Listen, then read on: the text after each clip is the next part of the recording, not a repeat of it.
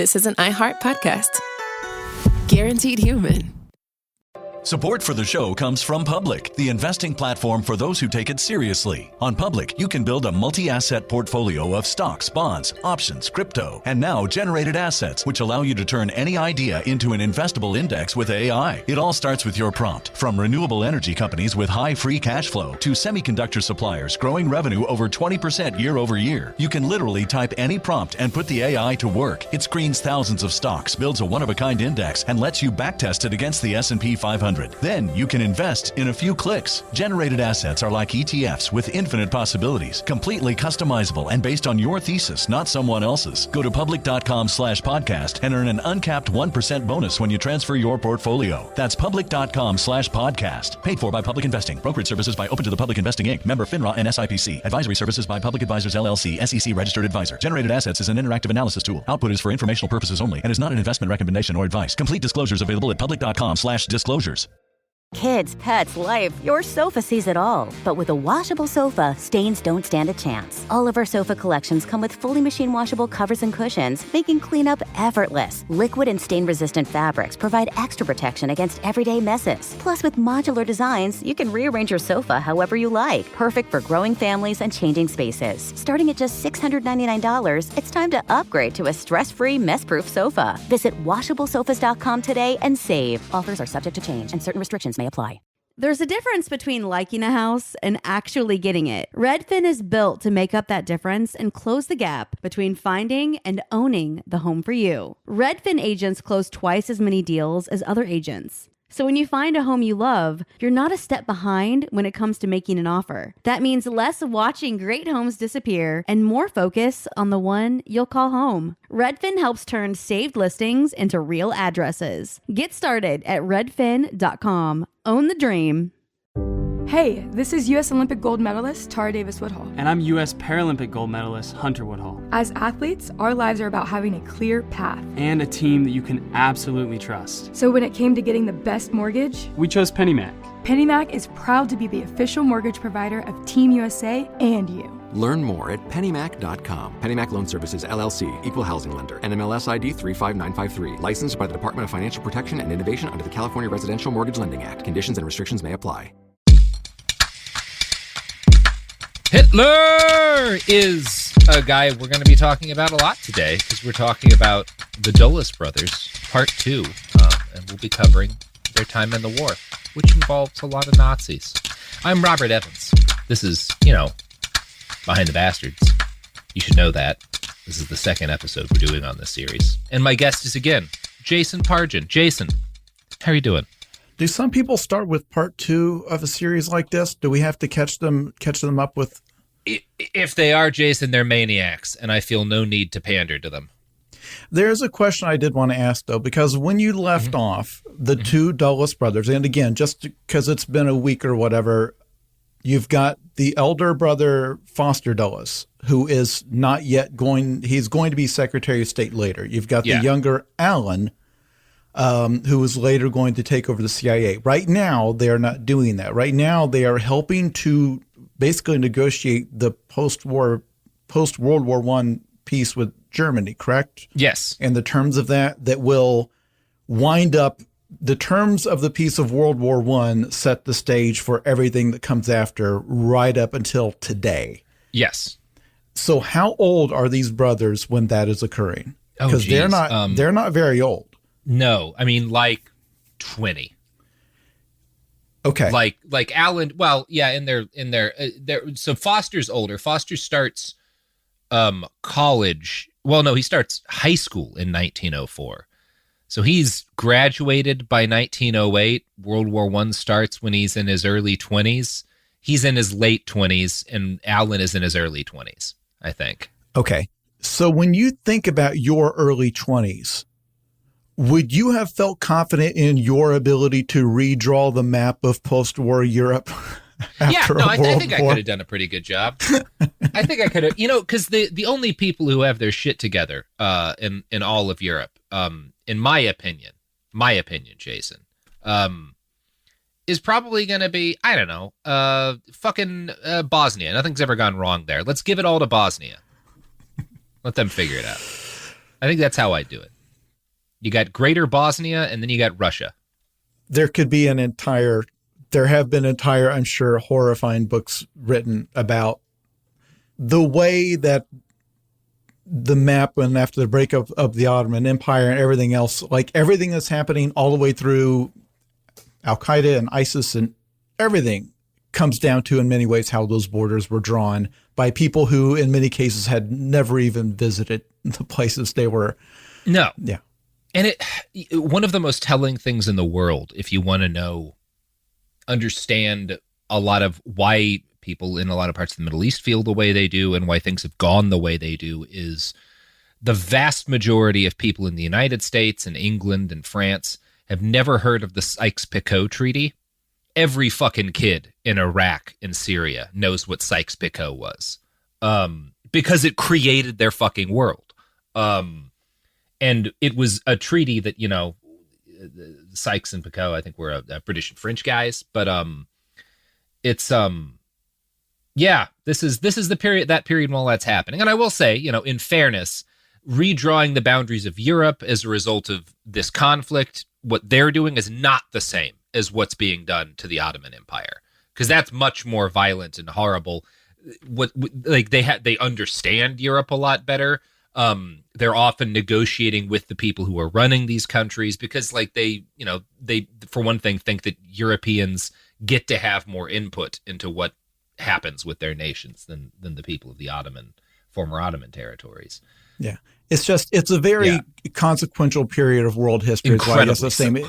After World War I, the whole world order kind of gets reshuffled. And I think which of the Dulles brothers was dealing with Germany's repayment of their That is debts? Foster. Like how that comes down, that's going to sow the seeds of everything. Everything that happens up until today. It's hard to overstate how the mistakes that were made at the time, and maybe things couldn't have been anticipated. I don't know. That's a whole separate deal. It's hard to overstate how important what their work was here up through until the time both of these men die. Because it is a personal beef of mine that when we talk about politics in America today, when we look for a historical example, we have two. Yeah. Everyone is either Hitler or Mao. I don't know. It's everything is either 1984 or Hitler. And I wish you could insult the president by saying he's like Woodrow Wilson. And I wish you could insult an administration's foreign policy by saying it's like the Dulles are in charge. Yeah. To the average person today, arguing on the internet, those names, I guarantee you, don't mean anything. They don't. And it's one of the things that's fascinating about this that you were kind of touching on is that when the most consequential decisions in modern history are being made, a number of people at the table are just some dude's grandkids, the Dulles brothers are not the only people who get in this position, including the crowned heads of Europe, you could argue. But how much a factor this is, that the people making these calls are all buddies and relatives of each other in a lot of ways. And it's different because in America, we're not supposed to have royalty. Yeah. We're not, but we do. And so, but when you look and you say, well, gosh, how were these two guys fresh out of college or fresh out of their first jobs, sitting at the table to help redraw what the future looks like? And it's oh, well, they were having dinner with foreign leaders when they were in kindergarten. There are classes of people who, when you're growing up, you have the option of saying, well, do you want to go into your father's business and be a minister, or do you want to be Secretary of State like your grandfather? And that's one of the options. And you're just traveling in a circle of people, and you have, as you mentioned in the previous episode, their jobs they were getting at the time didn't pay much at all. Yeah. Totally irrelevant to this class of people. That's not what it's about. They are destined to be names in the history books. And so they have the money if they want to spend a year in India or do whatever they did to see these parts of the world and all these things that would influence how they see the world. They have the ability to do that. You didn't. You could not have taken off and just, traveled around and all of this and failed your way upward the way Alan did. Yeah. Now, Jason, as we get into this, because we ended the last episode noting that this is the period, the end of World War I, in which communism really gets fixed on the Dulles boys' radar, right? And of course it would. Like, it wasn't really a massive topic of discussion until the Russian Revolution. That really made it something that a lot of American conservatives were obsessed about. Because they see, you see like the business leaders and the crowned heads of Russia get murdered and have their stuff taken, and it scares a lot of people. But it is worth noting as we start this episode that the hardline anti-communist attitudes that were adopted by Foster and Allen Dulles immediately after the Russian Revolution were not necessarily the default even among conservatives. Herbert fucking Hoover is one of the most conservative presidents in U.S. history. And during this period of time, he urged Woodrow Wilson to reevaluate the Bolshevik movement and acknowledge that it had, quote, true social ends and roots in, quote, grievous injustices to the lowest classes in all the countries that have been affected. Hoover warned that, in the United States, the advancement of communist causes was directly the fault of American reactionaries who had stimulated Bolshevism by viciously attacking social welfare programs. Now, if you know anything about Hoover, it's wild that he's the one saying this, but he is. Oh. History has gotten rewritten. Yeah. In terms of looking backward about, and then in the same way where it's like, well, we always hated the Nazis. So like, well. Yeah, we're about to talk about that a lot, Jason. No. No. Yeah, so the idea that the communism is like always antithetical to everything America, it's godless and there's no freedom. And it's like, well. Like Herbert Hoover was saying, these guys have a point. Because what it replaced was not American style. Yes, of course. We have this thing where it's like the whole world is either America or it's communist. It's like, well, no. But, I mean, to his credit, he is very astutely noting that one of the reasons these causes are being advanced in the United States is because reactionaries are refusing any kind of meaningful social welfare. So he's not entirely, like, that is a pretty astute observation, I would say. It is a level of nuance on the subject that America would be in no mood for a few decades later. And again, from one of the worst presidents in American history, the guy who just kind of steers us right into the Great Depression is saying this. Amazing. Herbert. So Woodrow Wilson and the Dulles brothers did not listen to Herbert Hoover. Between 1919 and 1920, President Wilson deployed the U.S. Army to suppress labor or racial unrest 25 times. And that's the Army, not the National Guard. We don't talk about that a lot either. The Dulles brothers enthusiastically supported this. After the war, Allen continued his diplomatic career for a while, but eventually left to join his brother at Sullivan and Cromwell. Now, by that point, Foster Dulles had been made a full partner in the firm, which was more powerful than ever. As the United States grew through the 1920s to become the West's preeminent power, Sullivan and Cromwell continued to do the work of weaving their corporate clients into the very fabric of American governance. In the U.S., Foster Dulles presided over the merger of a group of oil drillers and refiners into Amoco. He worked with mining corporations in Chile and Peru, sugar plantations in Cuba, banks in France. He specialized in helping U.S. utility companies take control of utilities in foreign nations, generally by bribing their governments. Allen's first post-World War I posting was to the U.S. Embassy in Turkey. Now again, he is technically a diplomat at this point, but his real job in all these postings is to gather intelligence. He's a spy, but at this point, again, not a very good one, because as soon as Allen sets up shop in Turkey, he falls for the most obvious forgery of all time. The Protocols of the Elders of Zion. Yeah, baby. Yeah, scratch that one off your bingo card. Ooh. And then really reevaluate your life if you have a bingo card with the Protocols of the Elders of Zion on it. That's maybe think about. If you're a podcast listener, I'm sorry, you can't go very many podcast episodes without running into it, either in a good way or a very bad way. So I'm going to quote from The Devil's Chessboard by David Talbot here. One day, the young American diplomat was given a copy of the Protocols of the Elders of Zion by a British reporter who had fished the scurrilous document out of a second-hand bookstore in Istanbul's old European quarter. The protocols purported to offer a secret plan for Jewish world domination and included tales about Christian children being sacrificed for Passover feast rituals and other lurid fantasies. By the time Dulles got his hands on the book, which was the creation of the Russian Tsar's anti-Semitic secret police, the document had been widely denounced and discredited, but Dulles took it seriously enough to send a coded report about the secret Jewish plot back to his superiors in Washington. So he sends this back to the State Department like, you guys got to hear about this. Incredible spy. The authors who named it that, how upset were they when they later heard the much more badass title, The Devil's Chessboard? Oh, so much better of a title. Thought, incredible we title. should have called our thing The Devil's Chessboard. The Devil's Chessboard. It is a pretty good book. It's actually by the guy who founded Salon, which is not a website I like a lot, but yeah. Alan Dulles got married in 1920 to a woman named Clover who he almost immediately cheated on. It was a miserable relationship, but they would stay together the rest of their lives. Clover was prone to depression, while Alan barely paid attention to her and slept around constantly. His sister Eleanor estimated that he had more than 100 mistresses.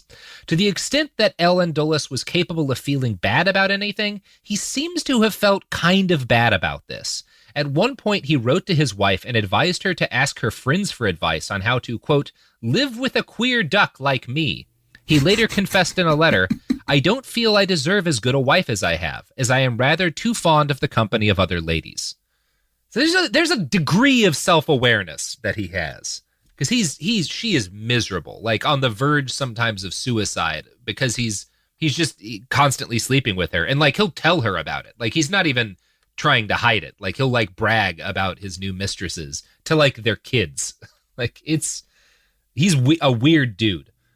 A weird dude who, like most narcissists, I assume could turn on the charm when he wanted to and probably worked like a magic spell. Like that is the worst type of person to be in a relationship with, when they can turn that on and then just turn it off instantly. Mm-hmm.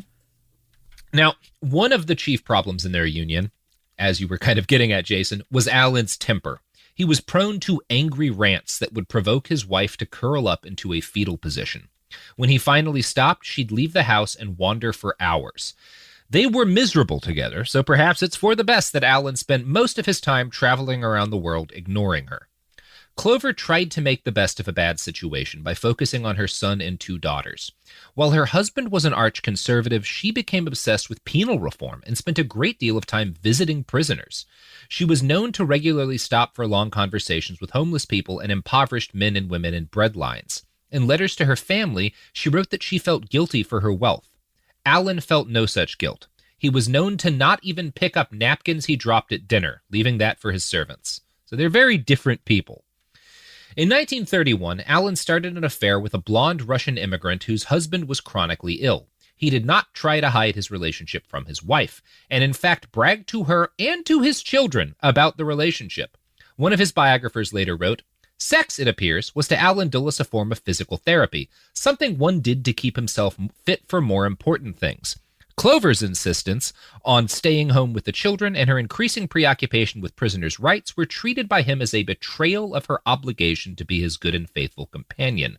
If Clover would not travel when Alan asked, then he could not really be blamed if he diverted himself with other women, always of his own class and station. So, pretty cool dude, I guess is what I'm getting at, Jason. Yeah, and if he was a narcissist, as I threw out a wild guess in the previous episode, if you disagree, that is fine. If he was, literally everything that happens here is totally unsurprising to you, right? He does not conceive of anyone else. He is the main character in the story that is his life. Everyone else are extras, and it's not that he can't have feelings or emotions, but the fits of rage, the fact that when you make a narcissist angry, your humanity disappears. You are just an object. You're a receptacle for their rage. And so whatever love he felt for someone like that, it is different because he said, like, I don't deserve a wife as good as her or whatever. Again, he's still not thinking of her as like a separate person with agency. And the same thing with the servants and everyone else. I personally believe, this is just my opinion, that his whole worldview was kind of shaped by that. And the fact that we have a system where narcissists consistently bubble to the top explains a lot about the way name a popular figure. I'm not saying that Donald Trump was a narcissist. I've not spoke to the man. I certainly could not make that determination. He kind of has some elements of one, in my opinion. Yep. Again, if you disagree, I wouldn't disagree. Yeah. Those of you who know Donald Trump personally, I know some of you are friends. This has our number one hotspot for listeners is Mar-a-Lago, actually. So, but I think guys like this, they can't fully conceive of consequences to themselves or to other people. Like they just everything about the way. And like the idea that the citizens of these other countries where they're going to do the things, spoiler alert, that they're going to be doing over the next few decades, the idea that the people suffering because of that those are actual human beings, I don't think would enter the mind of someone like Alan Dulles. I don't think he can really conceptualize that. No, I don't. And that's what I was saying earlier, I think makes him different from his brother, because Foster is not the same. I think Foster has, and it evolves through time, an ideology. Well, actually, he goes through a couple of different ones, but he acts based on things that he believes about the world. And I think with Alan, it's more he acts based on things he believes about himself or wants to have for himself. It's almost like you have the representation of what we now think of as like the modern conservative movement, where you have the Bible true believers. Yeah. And then like the Donald Trump wing. Yeah. Who's just in it for lower taxes. That is a really interesting way to look at this. Yeah. And so that's how you can wind up with like a womanizer, a crazy party boy who has the loyal devotion of these studious Bible thumpers in the South. And it's like, how do they have anything in common? Well, look at the Dulles brothers, raised by the same family at the same time in the same era.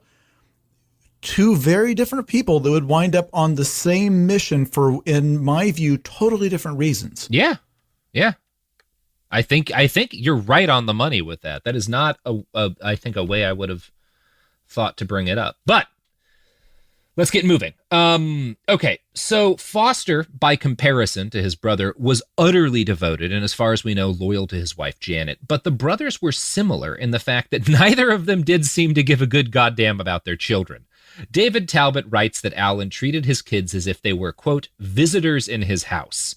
And they were both like complete workaholics, you know? I think with Alan, it was more he really didn't care all that much. Foster is just working all the time. They're both people who their children are, number one, then this is them being a product of their time, right?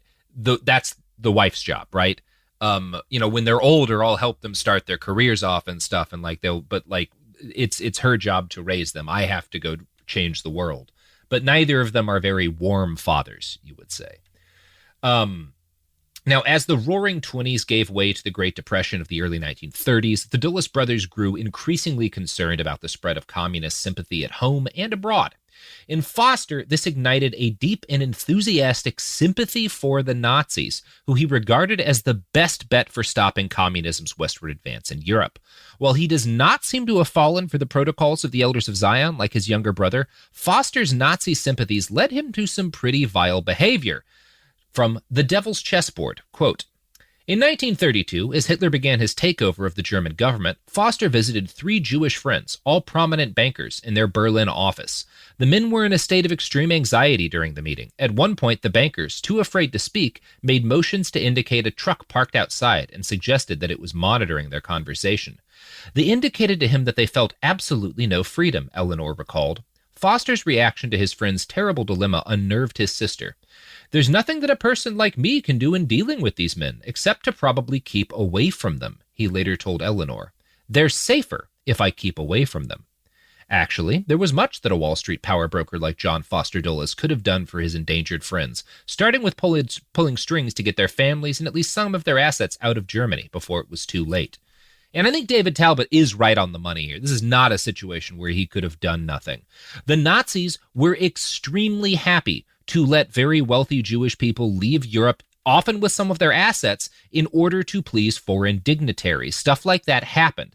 A man with Foster's pull would have had no trouble getting his friends out of Nazi Germany. Many other influential foreigners did the same, and in fact, Hitler himself intervened to allow a Jewish doctor who had treated his mother's cancer to immigrate from Germany with his assets. This was not an impossible thing.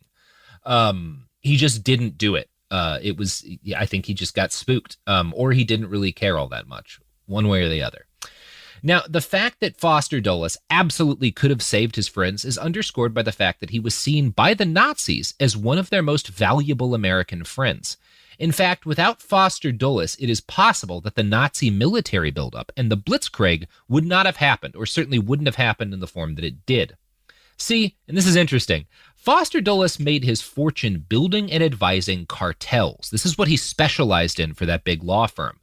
Cartels are groups of competing businesses who agree to fix prices and close their supply and distribution networks to outsiders in order to maximize profits. Now, this was not then or now a popular idea to anyone but people who invest in cartels because it increases prices and generally reduces the quality of products for everybody else. Foster defended cartels as forces for stability, and he made it like his argument was that it protects economies from wild swings. Now, one of Foster's big clients was the International Nickel Company, which was based in the United States. Foster was both their legal counsel and a director and member of the executive board. In the early 1930s, as the Nazis solidified their hold on power, Foster Dulles helped merge the International Nickel Company and a Canadian affiliate into a cartel with France's two major nickel producers. In 1934, he brought a German company in, IG Farben, the largest German nickel producer, into the cartel. Stephen Kinzer writes, quote, "This gave Nazi Germany access to the cartel's resources. Without Dulles, according to a study of Sullivan and Cromwell, Germany would have lacked any negotiating strength with International Nickel, which controlled the world's supply of nickel, a crucial ingredient in stainless steel and armor plate." So, without this cartel and without Foster's role in it, it's possible the Nazis don't have access to the metal they need to make the armor for their tanks, which is cool. And he was not unique. No. In the American business world. Again, it's hard to... He's not unique at this stage, certainly. This is 1932 was the last 34 is when he brings in IG Farben. And a lot of Americans are working with the Nazis. Absolutely. Yeah. Yes. This is a stage where in the American business, especially if you think that you're picking between the Nazis and the communists, there's a lot that kind of came down on the side of, there's a lot to be discussed there about what they knew or should have known at the time. Because again, the issues that the Jews were having in Germany, like you talked to any of them, you could have found out what was coming. And Foster had, And so the argument that they should have known, like I get that we're looking back at this knowing how things turned out and that is not completely fair. Like we may be getting judged just as harshly 100 years from now from things that we express support for or whatever. But, for Will Wheaton mainly, but yes. Of all the people on earth who probably should have known better, I think it's fair to say that Foster Dulles was one of those. Yeah, and his complicity will get deeper. At this stage, 34, I mean, he didn't necessarily know the Germans. He couldn't have known they're going to use all of this nickel to make tanks and take over a large chunk of the planet. Although, I guess you could safely argue, wasn't a huge guess if you were reading the things that Hitler was putting out. Right, because what year did Mein Kampf come out? 24, I think, is when it was written, at least. Yeah. This is complicated territory. The exact year you're talking about matters a lot. Yes. Because a lot of people don't immediately know, when was Poland invaded, or when did they find out about the Holocaust? There is plenty of support in the 30s for Hitler in the United States at the stage we're talking about. But again, Mein Kampf was not dug up and discovered later. Hitler's feelings about the Jews was not something that came out later and where he had to be canceled later on. It was known. It was never okay. It's just you have to orient yourself in time to understand what's like how he could be so callous or how he could, like leave those friends behind. Because did he know the degree of danger that those friends were in? Probably not, but I don't know. Yep. Yeah, and I'm going to continue actually with a quote from the brothers that talks about. So he one of the guys he works with is this guy Schacht, who is like kind of running the economy for the Nazis in this period. Quote, working with Schacht, Foster helped the National Socialist state find rich sources of financing in the United States for its public agencies, banks, and industries. The two men shaped complex restructuring of German loan obligations at several debt conferences in Berlin, conferences that were officially among bankers but were in fact closely guided by the American and German governments, and came up with new formulas that made it easier for the Germans to borrow money from American banks. Sullivan and Cromwell floated the first American bonds issued by the giant German steelmaker and arms manufacturer Krupp AG, extended IG Farben's global reach, and fought successfully to block Canada's effort to restrict the export of steel to German arms makers. According to one history, the firm, quote, represented several provincial governments, some large industrial combines, a number of big American companies with interests in the Reich, and some rich individuals. By another account, it, quote, thrived on its cartels and collusion with the new Nazi regime. So the longer he does this, the deeper he gets into specifically helping the German state arm itself, right? Canada's trying to stop export of steel because they see Germany arming. Sullivan and Cromwell, under Foster, says, we got to get around that. We got to make sure these Nazis have enough steel. So his complicity deepens over time. Now, Allen actually spent a decent amount of time with like real-ass Nazis, including the Naziest Nazi of them all. Oh, sorry. We're talking about Allen now, not Foster. And the difference between them in this is interesting because Allen actually meets Hitler, and I don't think Foster does. Allen sits down with the Fuhrer in 1933. That said, he was not like his brother in this. Allen actually met with Hitler in his role as a diplomat and a spy. He was asked to do this by FDR, and FDR sends Allen Dulles to Europe to meet with Hitler and a couple of other European leaders. And Allen and his partner in this project they're going on, a diplomat named Davis, ask Hitler about reports of violence against political dissidents and Jews.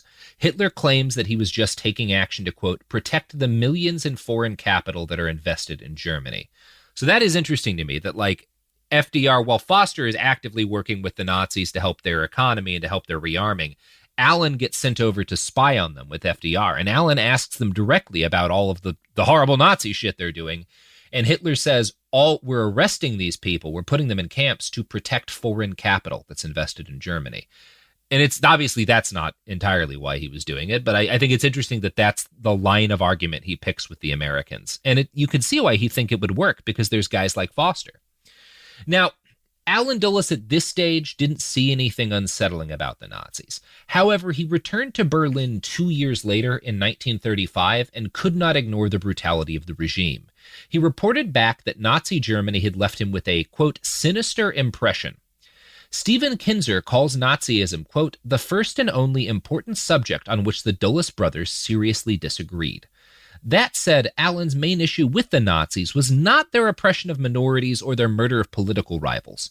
It was that he was smart enough to guess where the whole fascism thing was heading, and he was pretty sure that the U.S. was going to wind up at war with Nazi Germany. He wanted to spare Sullivan and Cromwell the shame of being associated with the regime once war broke out.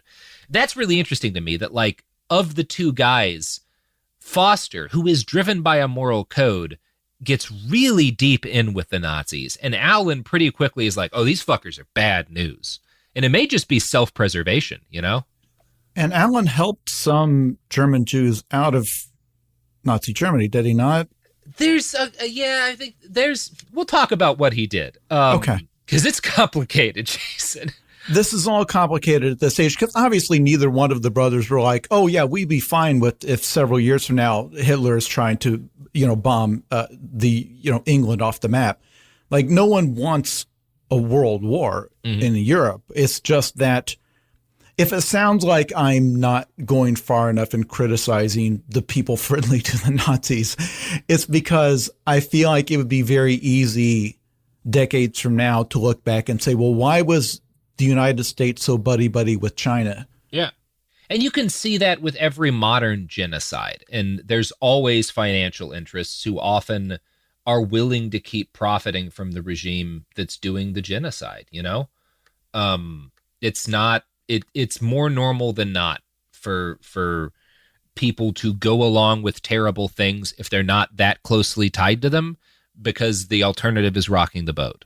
But I think what we're talking about with Foster here is very different. Because he really, like, his brother Alan after 35 is like, these guys are bad news. You know, you can argue Alan actually did have some sort of a moral compass and he was just like, this is a step too far, or you can say it was just self-preservation. But he's pretty consistent after 35. These guys are a problem and we need to cut ties with them. We need to not be in business with them.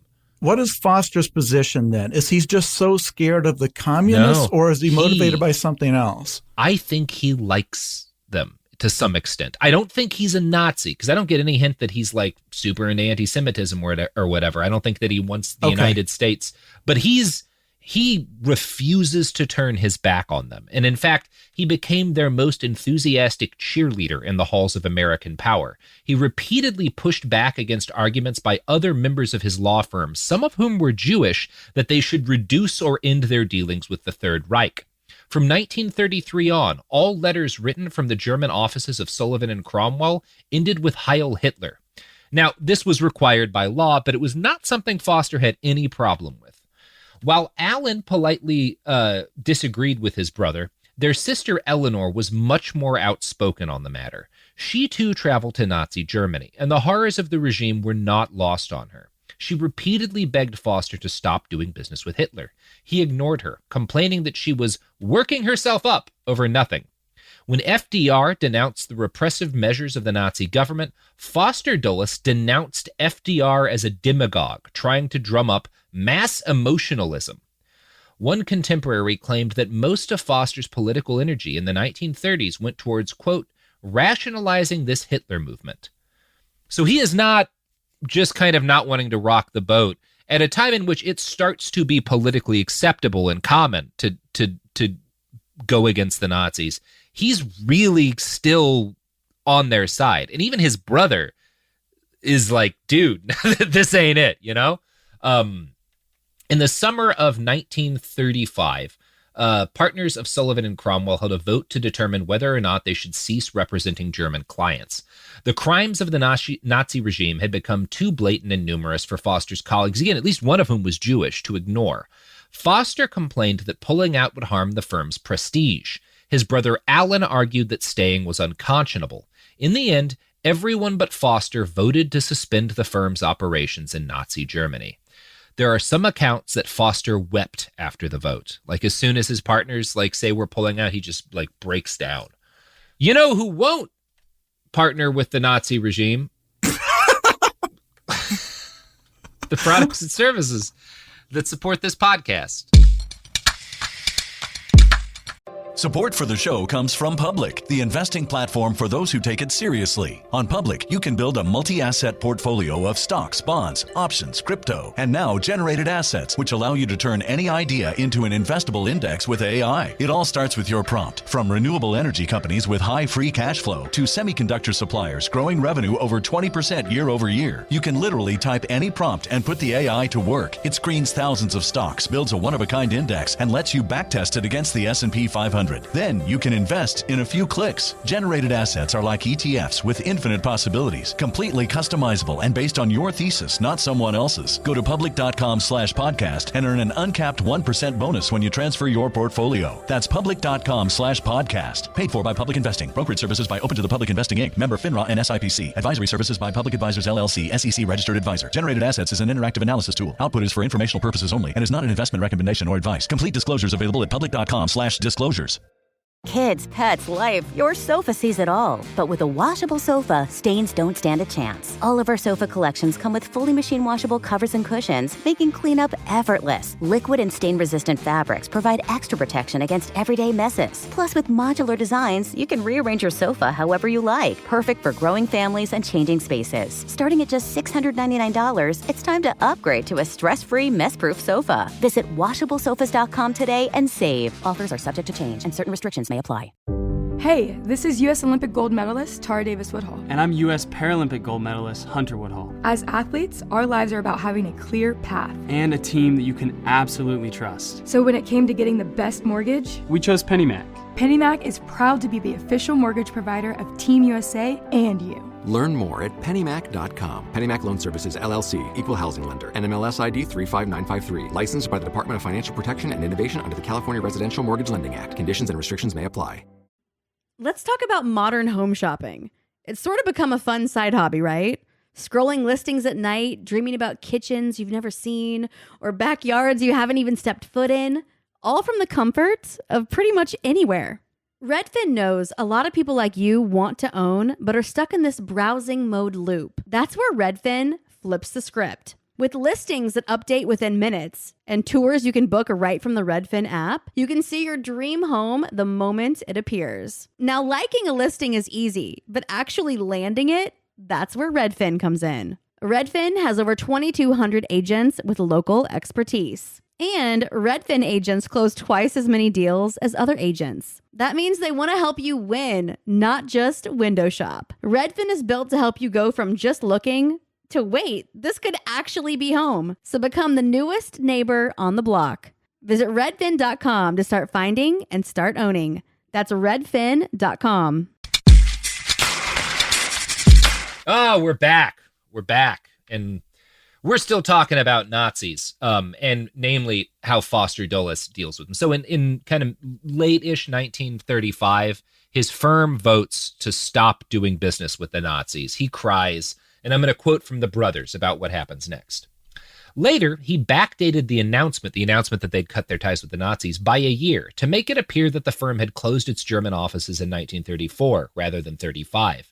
He and Janet, however, continued to visit Germany as the Nazi regime tightened its grip on power, making trips in 1936, 1937, and 1939. Apparently, nothing he saw disturbed him.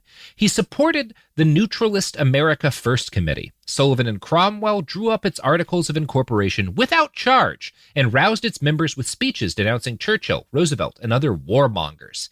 Hitler impressed him as, quote, one who from humble beginnings, and despite the handicap of an alien nationality, had attained the unquestioned leadership of a great nation.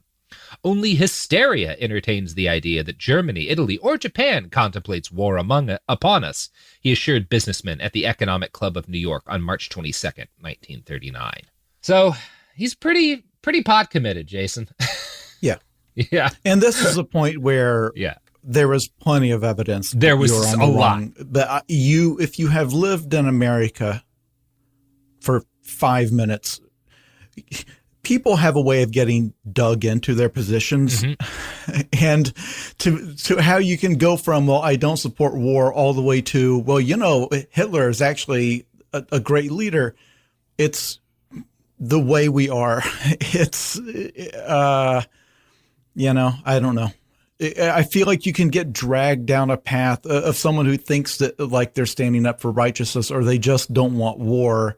But there's a difference between, look, someone like Hitler needs to be contained, but a world war will kill tens of millions versus, Hitler's actually the hero in all this, which is where it felt like he landed somehow. Yeah. Yeah, that's definitely kind of the side of this that he's on.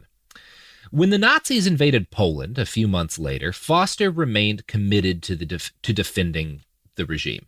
He gave a public speech where he attacked Britain for declaring war against Germany and reiterated his belief that there was no reason for the United States to get involved. Foster published an open letter where he begged for a change in the, quote, international status quo to prevent powerful forces emotionally committed to exaggerated and drastic change. This was interpreted by his brother Alan to be a plea for the West to embrace Nazism in order to fight communism. We've already established that Alan was something very close to it, a narcissist, sociopath. There's some stuff going on there. You could argue if you were as irresponsible as Jason and I am, and we are, and this is our podcast. So what are you going to do about it? You going to come in here and tell us we're wrong? No, you're not. But Alan was actually, despite whatever moral failings he has, Alan was outraged with his brother's behavior at this point, and he tried to appeal to his brother's religion, asking, how can you call yourself a Christian and ignore what is happening in Germany? It is terrible. So this is really interesting to me because Foster is up to this point much more sympathetic than Alan. But Alan Dulles, a monster, is being like, what is wrong with you? Like, why are you still defending the Nazis so much? It's a very strange thing. It doesn't go the way you would expect it to go. Yeah, and also there is some kind of a happy ending to this because, again, John Foster Dulles standing up for the Nazis even after they invaded Poland. He was not canceled too hard for his pro-Hitler, so he was able to come back from that embarrassing period of his life. That gaffe. Now, if Twitter had existed, he would have gotten canceled, Jason. That's what protects us now from similar disasters. So Foster Dulles visited Nazi Germany for the last time in, I think, 1938. He seems to have grudgingly accepted by this point that the Nazis were not a group he wanted to be super publicly associated with, although, again, he would continue to defend them for a couple of years. Later in the year, he decided to run for Congress. His main platform was attacking the New Deal, complaining that instead of launching new social programs, Roosevelt should fight the Depression by cutting government spending. He accused FDR of, quote, attempting to stir up class feeling by trying to regulate the securities market. Foster's campaign went nowhere. He was a terrible, terrible politician. Well, terrible at getting elected. But it helped establish him as a political voice within the Republican Party. By the late 1930s, both Dulles brothers were working for Sullivan and Cromwell, which, despite dropping Germany, had, continued to be the largest law firm in the United States. Historian Peter Gross argues that even calling it a law firm is reductive to the point of inaccuracy. He saw it as, quote, a strategic nexus of international finance, the operating core of a web of relationships that constituted power. The firm did offer legal associates to draft contracts, preserve estates, and argue in courtrooms, but this was not the profession of law as practiced by Foster and Alan Dulles. Their Sullivan and Cromwell sought nothing less than to shape the affairs of all the world for the benefit and well-being of the select, their clients. It's a fascinating organization, Sullivan and Cromwell. And I wonder how many listeners of yours have ever heard the name of that firm before today. I had only heard them mentioned them in this show during like the Panama episodes. But even then, I didn't know this. I just knew that was like the lawyer who kind of, had an angle in Panama. Yeah, it's, again, maybe something that ought to be in a textbook somewhere for kids. Maybe, but I think even now we still think of the world as a series of competing countries, and that's so reductive. Like that hasn't been true in a long time. Corporations span borders, and their interests span borders, and it's hard to understand that you can have two countries at war with each other, but the same corporation doing business in both and trying to arrange for things to follow a certain way. You don't fully understand history until you understand that element of it. And the stuff we're going to get into about going to war on behalf of fruit companies, again, you talk about like the phrase banana republic, and that's where that comes from, right? Yep.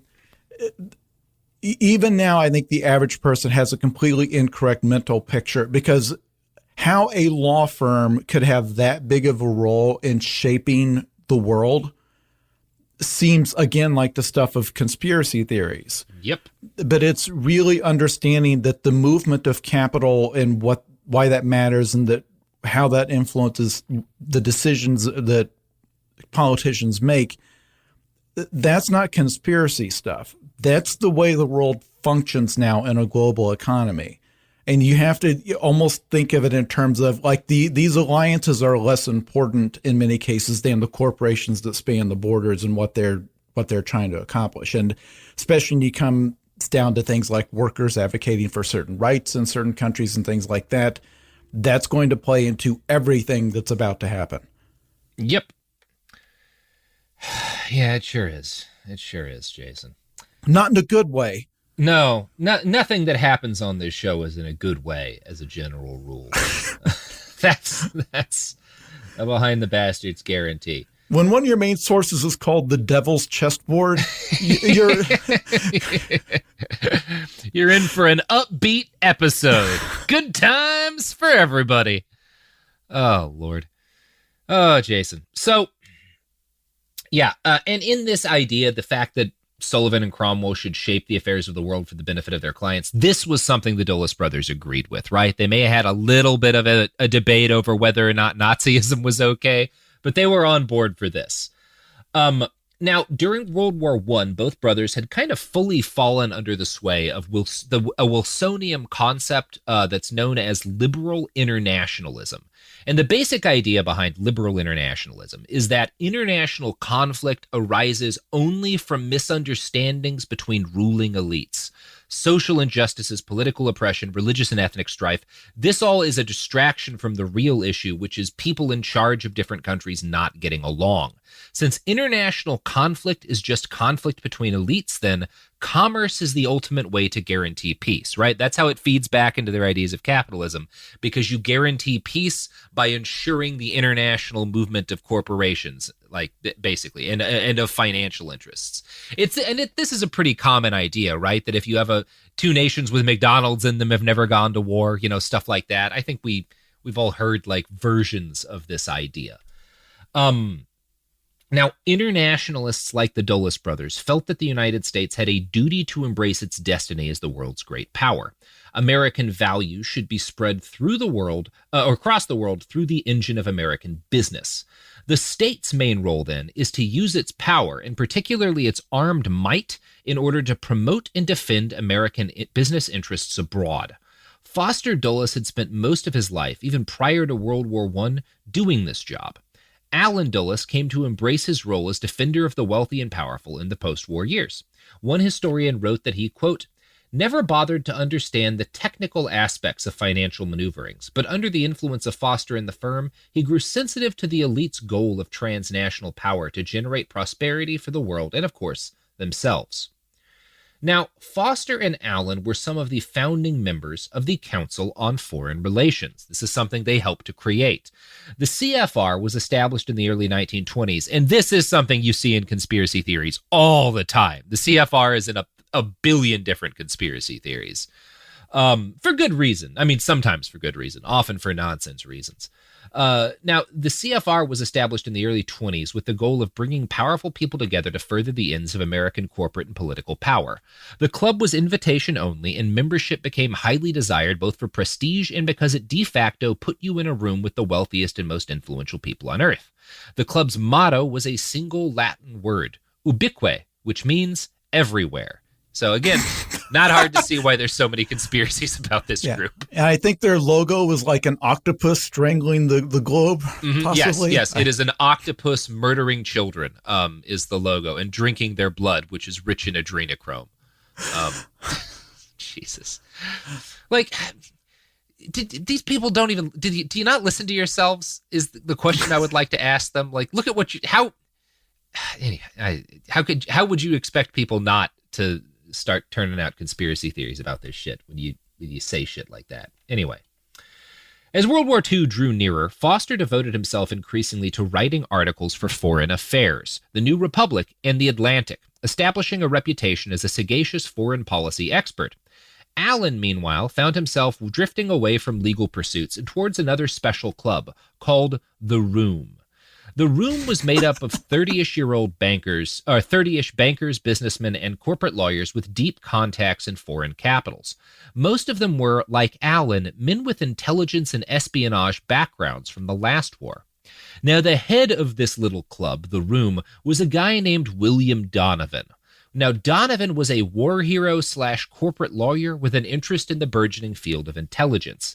Donovan and Allen Dulles advised FDR on covert operations abroad in the pre-World War II years, and they used their connections to arrange corporate cover for American agents headed into Nazi Europe or the Soviet Union.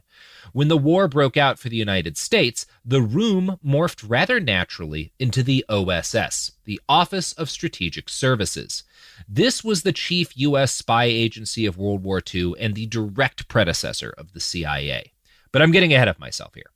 As the war drew nearer, Bill Donovan and a few other far-sighted men saw that the United States was going to need an intelligence agency. In 1940, the U.S. had basically no intelligence setup. What had existed during World War I had basically been tossed into the trash bin in the intervening years.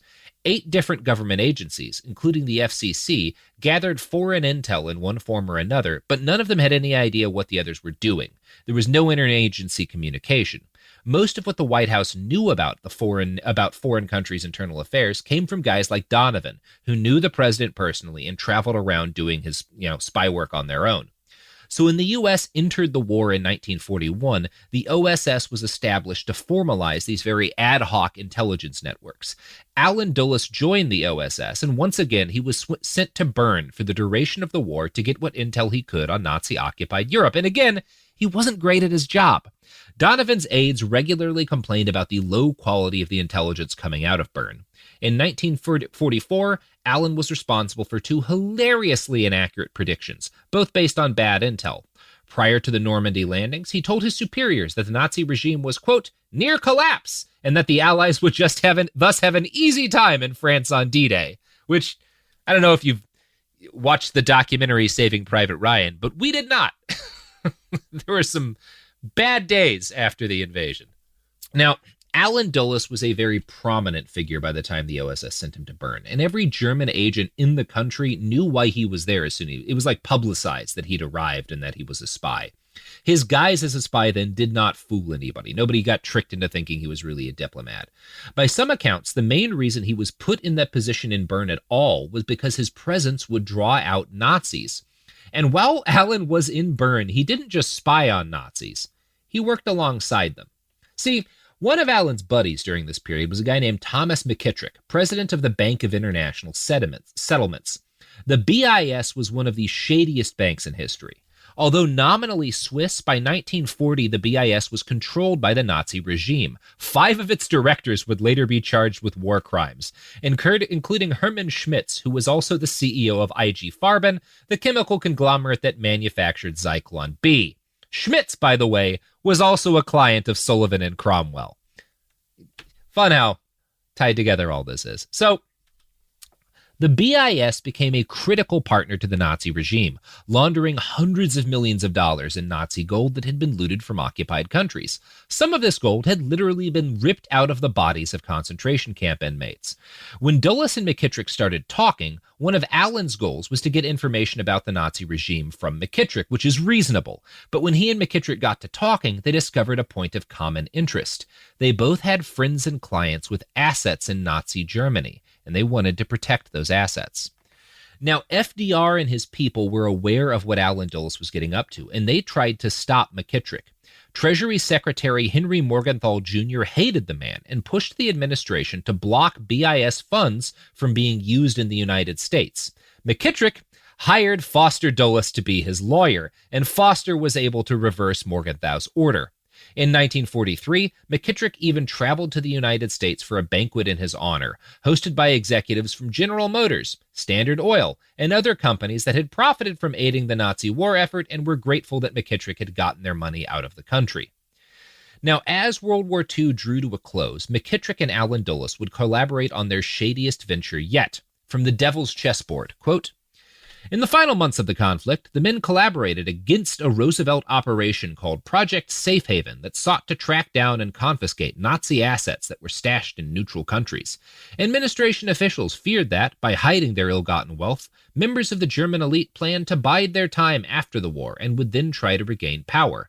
Morgenthau's Treasury Department team, which spearheaded Project Safe Haven, reached out to the OSS and BIS for assistance, but Dulles and McKittrick were more inclined to protect their clients' interests. Moreover, like many in the upper echelons of U.S. finance and national security, Dulles believed that a good number of these powerful German figures should be returned to post-war power to ensure that Germany would be a strong bulwark against the Soviet Union. And working with McKittrick, Allen Dulles was hugely successful at stalling Project Safe Haven and ensuring that many surviving Nazi collaborators escaped the war with their fortunes intact. But you know who didn't escape the war with their fortunes intact? The products and services. Here's some fucking ads. You know what we're doing here. Support for the show comes from Public, the investing platform for those who take it seriously. On Public, you can build a multi-asset portfolio of stocks, bonds, options, crypto, and now generated assets, which allow you to turn any idea into an investable index with AI. It all starts with your prompt. From renewable energy companies with high free cash flow to semiconductor suppliers growing revenue over 20% year over year, you can literally type any prompt and put the AI to work. It screens thousands of stocks, builds a one-of-a-kind index, and lets you backtest it against the S&P 500. Then you can invest in a few clicks. Generated assets are like ETFs with infinite possibilities, completely customizable and based on your thesis, not someone else's. Go to public.com/podcast and earn an uncapped 1% bonus when you transfer your portfolio. That's public.com/podcast. Paid for by Public Investing. Brokerage services by Open to the Public Investing Inc. Member FINRA and SIPC. Advisory services by Public Advisors LLC, SEC registered advisor. Generated assets is an interactive analysis tool. Output is for informational purposes only and is not an investment recommendation or advice. Complete disclosures available at public.com/disclosures. Tired of spills and stains on your sofa? Wash away your worries with Anabay. Anabay is the only designer sofa that's machine washable inside and out, starting at just $699. Plus, Anabay sofas are pet-friendly, stain-resistant, and feature changeable slip covers and modular pieces. Get up to 60% off site-wide with a 30-day money-back guarantee. Visit washablesofas.com to get yours now. That's washablesofas.com. Offers are subject to change and certain restrictions may apply.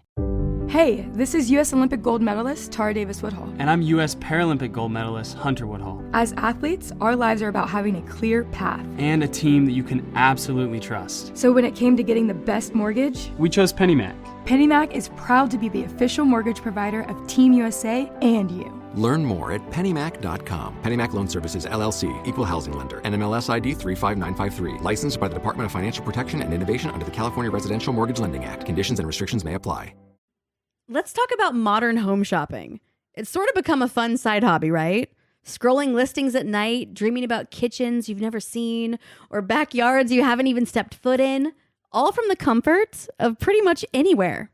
Redfin knows a lot of people like you want to own, but are stuck in this browsing mode loop. That's where Redfin flips the script. With listings that update within minutes and tours you can book right from the Redfin app, you can see your dream home the moment it appears. Now, liking a listing is easy, but actually landing it, that's where Redfin comes in. Redfin has over 2,200 agents with local expertise. And Redfin agents close twice as many deals as other agents. That means they want to help you win, not just window shop. Redfin is built to help you go from just looking to wait, this could actually be home. So become the newest neighbor on the block. Visit redfin.com to start finding and start owning. That's redfin.com.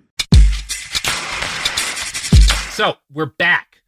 And we're talking about how Alan Dulles helped get Nazi money out of Europe and help Nazi collaborators escape the war with all their money. So Foster was also involved in the protecting Nazi fortunes game. Working from New York, he used the kind of corporate bullshit math people like him are great at to hide the U.S. assets of IG Farben, Merck, and other German cartels that legally should have been confiscated by the federal government. David Talbot writes, quote, "Some of Foster's legal origami allowed the Nazi regime to create bottlenecks in the production of essential war materials, such as diesel fuel injection motors that the U.S. military needed for trucks, submarines, and airplanes. By the end of the war, many of Foster's clients were under investigation by the Justice Department's Antitrust Division, and Foster himself was under scrutiny for collaboration with the enemy. But Foster's brother was guarding his back. From his frontline position in Europe, Allen was well placed to destroy incriminating evidence and to block any investigations that threatened the two brothers and their law firm. Shredding of captured Nazi records was the favorite tactic of Dulles and his associates, who stayed behind to help run the occupation of post-war Germany, observed Nazi hunter John Loftus, who pored through numerous war documents related to the Dulles brothers when he served as U.S. prosecutor in the Justice Department under President Jimmy Carter. So, pretty cool brothers, all together. It's hard to overstate that the fact that even before, for people that are not World War II history buffs, the fear of the Soviet Union and the beginning of the Cold War started before World War II was over. We're not going to get off into the use of the atomic bomb and how part of that had to do with that's positioning, a whole other jockeying episode. for position with the Soviets. And everyone knew what was coming next, or at least the people who pull the strings of power knew what was coming next, that you were going to transition neatly from this war right into possibly, okay, when we set up the Manhattan Project, we didn't set up a project to build 2 bombs. No. We set it up to build a whole bunch of them. Yeah. Because even though we knew it wasn't going to take a whole bunch to defeat Nazi Germany, those were being built for whatever was coming with the Soviets. So the fact that they so quickly pivoted from, okay, we've beaten the Nazis, now we need to protect whatever business interests against the whatever's coming from the threat of communism, which is going to inform these guys' entire worldview, right? Over the next couple decades that they're alive. That happened immediately. Like as the World War II was winding down, the people who would be the Cold Warriors were already kind of getting into position. Yeah, and that's a big part of what's happening here. Now, the death of Franklin Delano Roosevelt immediately prior to the end of World War II was hugely fortunate for the Dulles brothers. David Talbot argues that had FDR survived the war, they probably would have faced criminal charges. Supreme Court Justice Arthur Goldberg, who served with Allen in the OSS, later claimed that both brothers were guilty of treason during World War II. And again, Supreme Court Justice, this is not a fringe attitude that these guys committed treason during the war. But of course, they were not punished. When the war ended, Allen stayed on with the OSS. His first 2 jobs were to gather evidence that could be used in the Nuremberg war crimes trials. And his other job was to bring Nazi spy master Reinhard Gehlen into the OSS to help them spy on the Soviets. So his jobs are both find evidence about these Nazi war criminals so we can prosecute them. And this guy who ran the Nazi secret police? Hire him. Not the only Nazi who's going to wind up getting hired by this. It was a whole thing. It was a whole thing. Well, if you know American history, the line between behavior that will get you executed for treason and that will get you put in charge of the country is surprisingly blurry. Yeah, it really is. On which side of that line you can land on at any given moment. Yeah, and it's speaking of other Nazis, there's a TV show out now called For All Mankind that's like an alternate history of like what if the Soviets had gotten to the moon first, and it kind of reimagines the space race, and how it would have changed as a result of that. One of the guys, a real guy who was probably the single man most responsible for the U.S. rocket program was Wernher von Braun, who built the Nazi V-2 rockets. And there's a couple of really good scenes with von Braun in the show that I actually think do justice to what he did. But yeah, you're right, Jason. This is a ton of guys that they do this with. But it's interesting to me that Allen's job is both to find evidence about Nazi war crimes and to hire a Nazi spy master. And we'll talk about Reinhard Gehlen a little more in the next episode. So Allen worked on these tasks until September 20th, 1945, when President Harry Truman signed an order abolishing the OSS. During the war, the agency had accumulated a number of secret powers that were seen as necessary for the survival of the nation.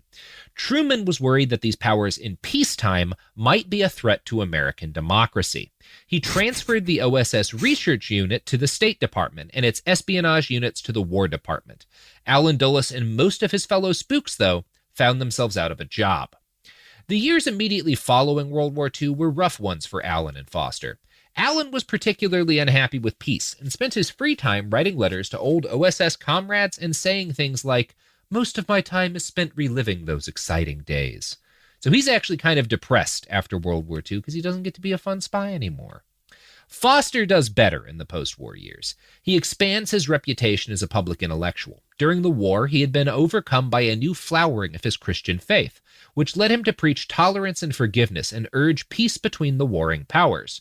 But starting in late 1945, he changed rapidly in the direction of a hawk. The cause was, of course, the USSR. From the brothers, quote, "In a series of articles for Life, he painted a steadily more frightening picture of the Soviet threat. His first major volley was a 2-part series, published in June 1946, entitled Thoughts on Soviet Conduct and What to Do About It. In it, he set the urgent tone that defined how he, the Republican and Democratic parties, and most Americans would view the world for a generation. Soviet leaders, Foster wrote, had launched a worldwide campaign that aimed to subjugate the West, to, quote, eliminate what are to us the essentials of a free society, and to impose on conquered peoples a system repugnant to our ideals of humanity and fair play. Already, he asserted, the Soviets had built a shadowy network of allies in non-communist countries who pretended to be patriots, but in reality take much guidance from Moscow. This made Soviet communism the unseen force directing nationalist movements in Asia, Africa, and Latin America. Never in history have a few men in a single country achieved such worldwide influence, he concluded. And here we go. This is a huge part of what the John Birch Society becomes, right? And he's not a fringe figure. The Birchers are. He's not. Yeah.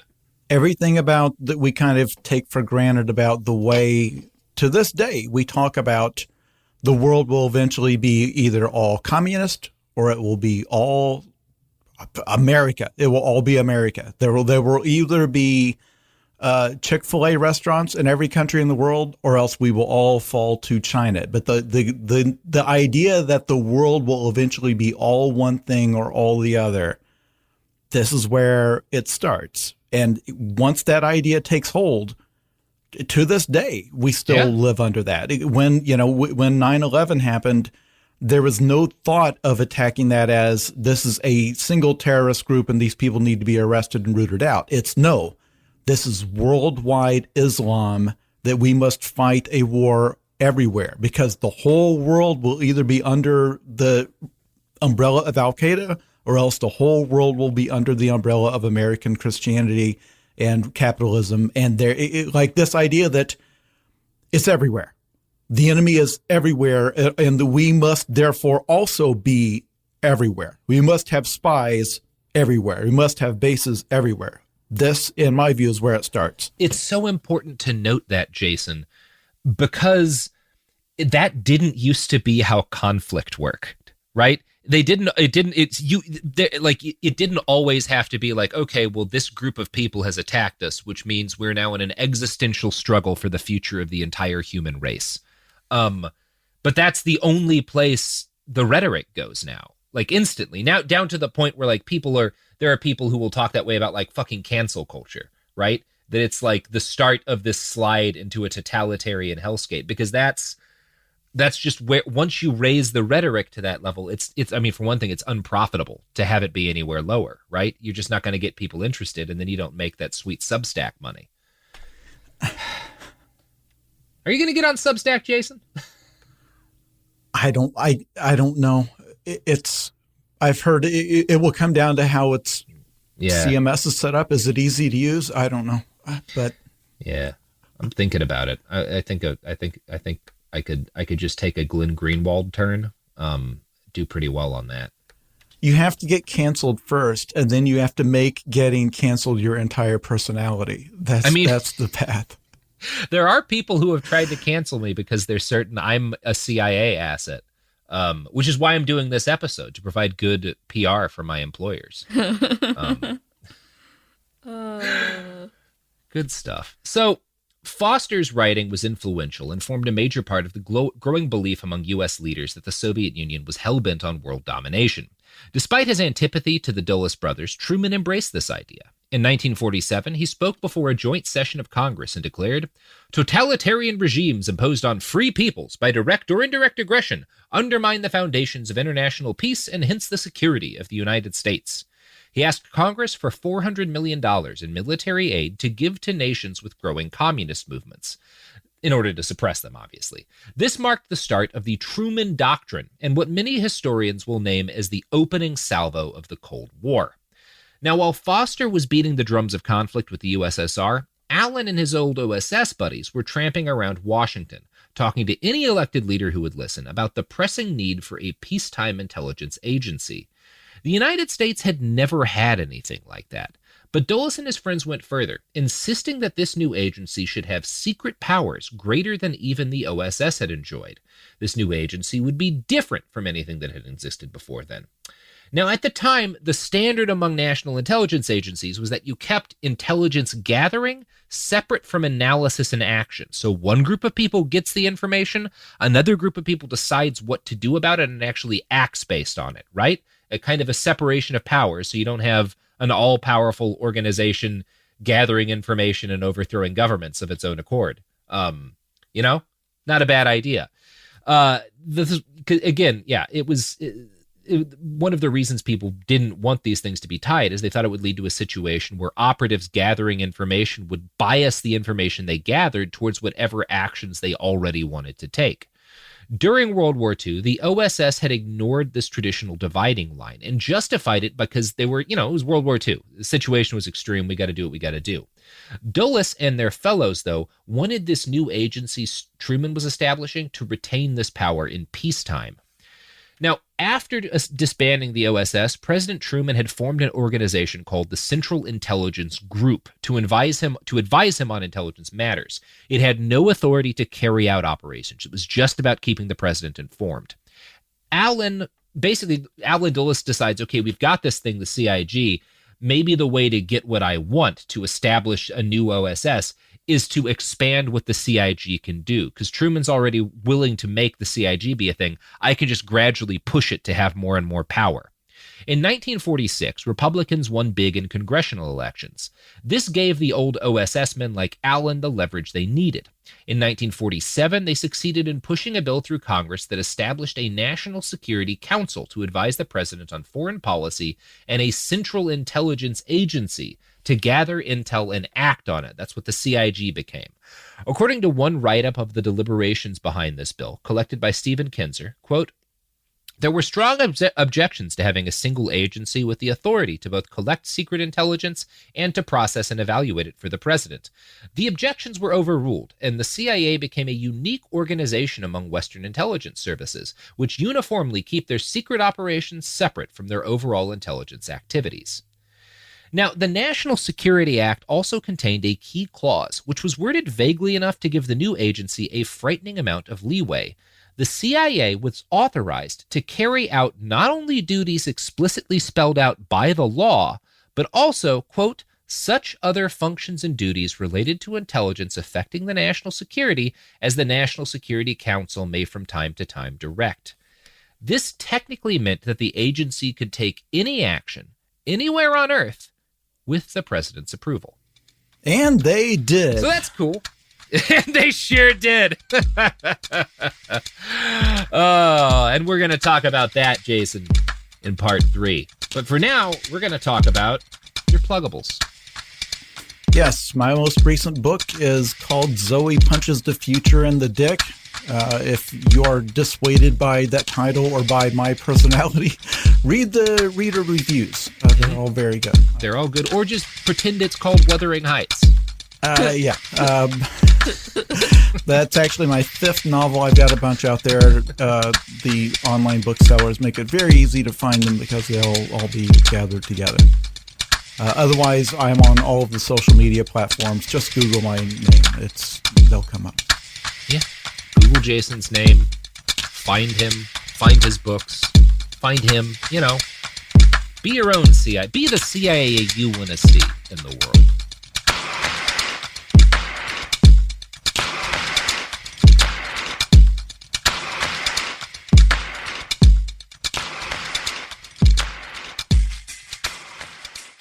Kids, pets, life, your sofa sees it all. But with a washable sofa, stains don't stand a chance. All of our sofa collections come with fully machine washable covers and cushions, making cleanup effortless. Liquid and stain-resistant fabrics provide extra protection against everyday messes. Plus, with modular designs, you can rearrange your sofa however you like. Perfect for growing families and changing spaces. Starting at just $699, it's time to upgrade to a stress-free, mess-proof sofa. Visit washablesofas.com today and save. Offers are subject to change, and certain restrictions may apply. In the heat of battle, your squad relies on you. Don't let them down. Unlock elite gaming tech at Lenovo.com. Dominate every match with next-level speed, seamless streaming, and performance that won't quit. Push your gameplay beyond performance with Intel Core Ultra processors for the next era of gaming. Upgrade to smooth, high-quality streaming with Intel Wi-Fi 6E and maximize game performance with enhanced overclocking. Win the tech search. Power up at Lenovo.com. Lenovo. You're listening to a podcast, so you're doing something else too, like maybe scrolling home listings on Redfin, saving places you like without thinking you'll get them. because that's what house hunting has become. But Redfin isn't built for endless browsing. It's built to help you find and own a home. Redfin agents close twice as many deals as other agents, which means when you find a place you love, you've got a real shot at getting it. Redfin helps turn saved listings into real addresses. Get started at redfin.com. Own the dream. This is Bethany Frankel from Just Be with Bethany Frankel. Let me be blunt. Most dog food is junk. It just is. And I'm not feeding junk to Biggie and Smalls. That is why they eat Just Food for Dogs. It's real, 100% human-grade food with ingredients I actually recognize, not mystery pellets pretending to be healthy. And once I switched, the difference was obvious. Better digestion, better skin, more energy, dogs who actually feel good instead of just surviving dinner. Here's the thing. You care about quality. You make an intentional choice to be healthy.